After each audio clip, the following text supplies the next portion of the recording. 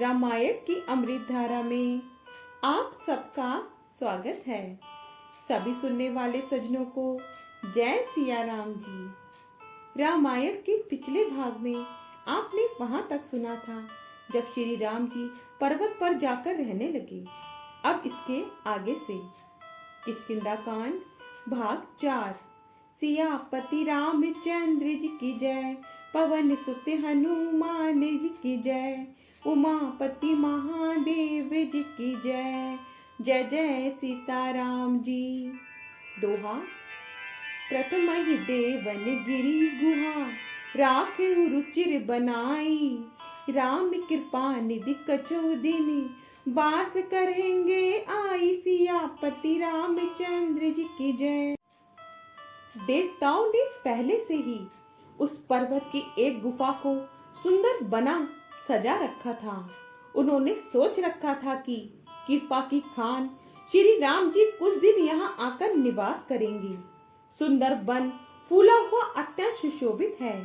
मधु के लोभ से भौरों के समूह गुंजार कर रहे हैं। जब से प्रभु आए तब से वन में सुंदर कंदमूल, फल और पत्तों की बहुतायत हो गई। मनोहर और अनुपम पर्वत को देखकर देवताओं के सम्राट श्री राम जी छोटे भाई सहित वहां रह गए। देवता, सिद्ध और मुनि भौरों, पक्षियों और पशुओं के शरीर धारण करके प्रभु की सेवा करने लगे। जब से रमापति श्री राम जी ने वहां निवास किया तब से वन मंगल स्वरूप हो गया। सुंदर और एक अत्यंत उज्जवल शिला है, उस पर दोनों भाई सुखपूर्वक विराजमान हैं। श्री राम जी छोटे भाई लक्ष्मण जी से भक्ति, वैराग्य, राजनीति और ज्ञान की अनेकों कथाएं कहते हैं।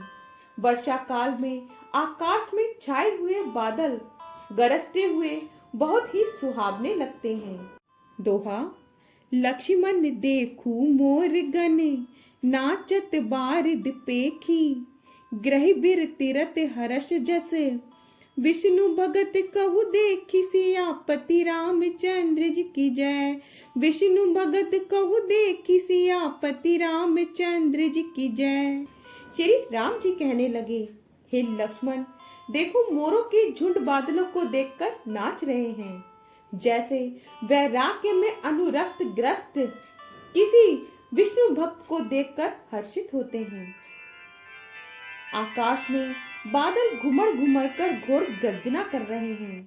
प्रिया, सीता जी के बिना मेरा मन डर रहा है। बिजली की चमक बादलों में ठहरती नहीं। बादल पृथ्वी के समीप आकर बरस रहे हैं। छोटी नदियां भरकर किनारों को डुबोती हुई चली।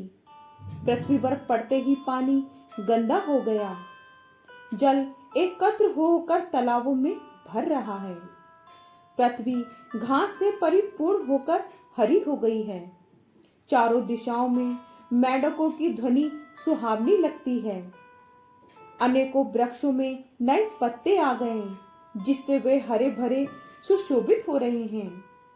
अन्न से युक्त लहलहाती हुई खेती से हरी भरी पृथ्वी ऐसी सुशोभित हो रही है। भारी वर्षा से खेतों की क्यारियां फूट चली हैं। पृथ्वी अनेक तरह के जीवों से भरी हुई शोभायमान हो रही है। कभी कभी वायु बड़े जोर से चलने लगती है।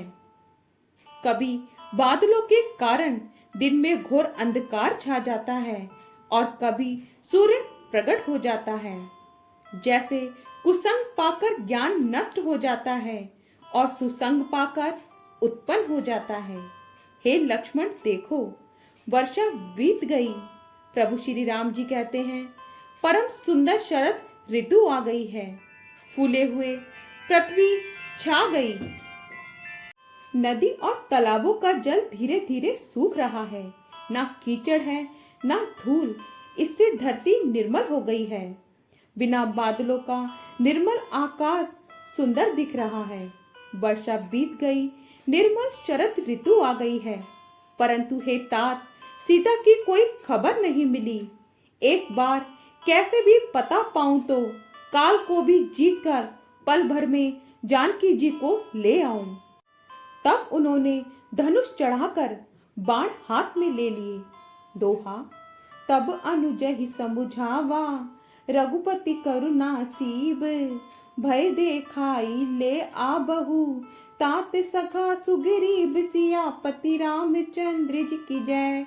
तात सखा सुग्रीव सियापति रामचंद्र जी की जय। तब दया की सीमा श्री रघुनाथ जी ने छोटे भाई लक्ष्मण जी को समझाया कि हे तात, सखा सुग्रीव को केवल भय दिखलाकर ले आओ, उसे मारने की बात नहीं है। यहाँ किष्किंधा नगरी में पवन कुमार श्री हनुमान जी ने विचार किया कि सुग्रीव ने श्री राम जी के कार्य को भुला दिया। उन्होंने सुग्रीव के पास जाकर चरणों में सिर नवाया, साम दाम दंड भेद चारों प्रकार की नीति कहकर उन्हें समझाया। हनुमान जी के वचन सुनकर सुग्रीव ने बहुत ही भय माना और कहा, विषयों ने मेरे ज्ञान को हर लिया। अब है पवन सुत, जहां तहां बानरों के यूथ रहते हैं, वहां दूतों के समूहों को भेजो और कहलवा दो कि एक पखवाड़े में 15 दिनों में जो नहीं आएगा उसका मेरे हाथों वध होगा। तब हनुमान जी ने दूतों को बुलाया और सबका बहुत सम्मान करके सबको भय, प्रीति और नीति दिखलाई। सब बंदर चरणों में सिर निवाकर चले। इसी समय लक्ष्मण जी नगर में आए। उनका क्रोध देखकर बंदर जहां तहां भागे।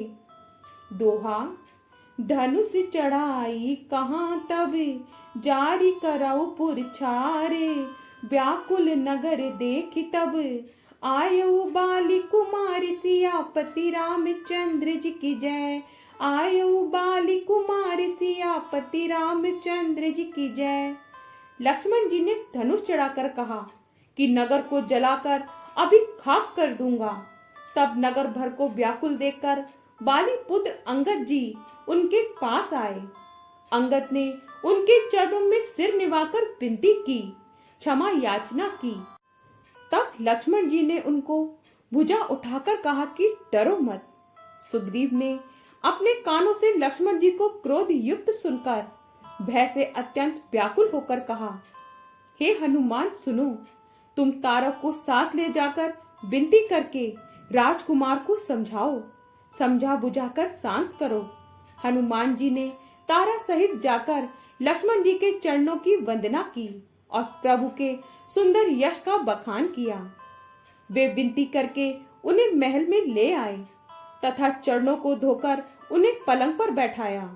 तब बानर राज सुग्रीव ने उनके चरणों में सिर नवाया और लक्ष्मण जी ने हाथ पकड़कर उनको गले से लगा लिया। सुग्रीव ने कहा, हे नाथ, विषय के समान और कोई मद नहीं है। ये मुनियों के मन में भी क्षण मात्र में मोह उत्पन्न कर देता है। फिर मैं तो विषयी जीव ठहरा। सुग्रीव के विनय युक्त वचन सुनकर लक्ष्मण जी ने सुख पाया और उनको बहुत प्रकार से समझाया। तब पवन सुत हनुमान जी ने जिस प्रकार सब दिशाओं में दूतों के समूह गए थे वह सब हाल सुनाया। दोहा। हर्षि चले सुग्रीव तब, अंगद आदि कपि साथ, राम नुज आगे करी, आए जहाँ रघुनाथ सियापति रामचंद्र जी की जय। आए जहाँ रघुनाथ सियापति रामचंद्र जी की जय। तब अंगद आदि वानरों को साथ लेकर और श्री राम जी के छोटे भाई लक्ष्मण जी को आगे करके अर्थात उनके पीछे पीछे सुग्रीव हर्षित होकर चले और जहां रघुनाथ जी थे वहां आए। श्री रघुनाथ जी के चरणों में सिर नवाकर हाथ जोड़कर सुग्रीव ने कहा, हे नाथ, मुझे कुछ भी दोष नहीं है। हे देव, आपकी माया अत्यंत ही प्रबल है। आप जब दया करते हैं हे राम तभी ये छूटती है। हे स्वामी, देवता, मनुष्य और मुनि सभी विषयों के वश में हैं। फिर मैं तो पामर पशु और पशुओं में भी अत्यंत कामी बंदर हूँ। स्त्री का नयन बाण जिसको नहीं लगा, जो भयंकर क्रोध रूपी अंधेरी रात में भी जागता रहता है और लोभ की फांसी से जिसने अपना गला नहीं बंधाया। हे रघुनाथ जी, वह मनुष्य आप ही के समान हैं। ये गुण साधन से नहीं प्राप्त होते, आपकी कृपा से ही कोई कोई इन्हें पाते हैं। तब श्री रघुनाथ जी मुस्कुराकर बोले, हे भाई, तुम मुझे भरत के समान प्यारे हो। अब मन लगाकर वही उपाय करो जिस उपाय से सीता की खबर मिले। आगे का भाग कल। जय सिया राम जी। आपको पसंद आए तो लाइक शेयर कमेंट्स कीजिए और हमारे चैनल को सब्सक्राइब कीजिए। जय सिया राम जी।